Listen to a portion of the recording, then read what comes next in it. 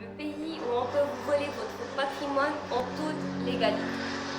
Depuis 2011, une loi préparée en catimini par le gouvernement précédent et votée par le gouvernement Benkiren est promulguée. C'est la loi 3908 qui, dans son article 2, stipule clairement que même si votre bien est correctement immatriculé à la conservation foncière et que la transaction si rapportante a été basée sur un don ou un faux, vous le perdrez au profit d'un acquéreur de bonne foi si jamais vous ne contestez pas et que vous vous en rendez pas compte durant les 4 ans qui suivent la date de l'immatriculation de ce bien. Cette loi spoliatrice organise donc le vol, ou pour mieux dire, elle prend aux uns ce qui leur appartient pour donner aux autres ce qui ne leur appartient pas.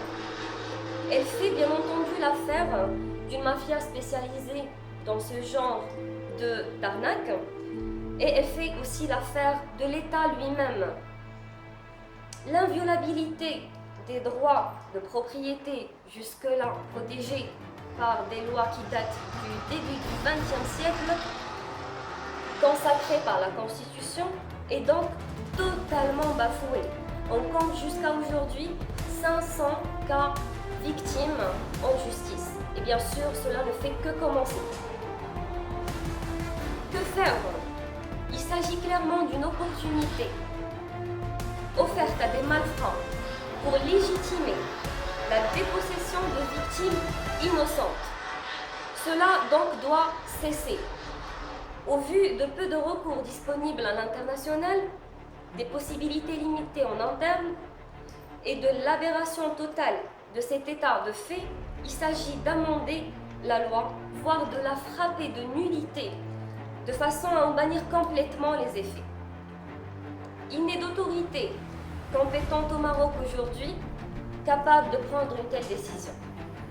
Seule la personne du roi, garant des institutions de la sauvegarde des intérêts de la nation, peut et doit intervenir afin que cesse ce déni manifeste de droit et cette injustice sans nom. Rejoignez-nous donc sur Facebook, sur le groupe contre la spoliation foncière au Maroc et signez le manifeste que nous nous apprêtons à mettre en ligne. Ensemble, luttons pour que le propriétaire marocain et étranger cesse d'être soumis à l'arbitraire et menacé dans leur droit le plus sacré. Merci.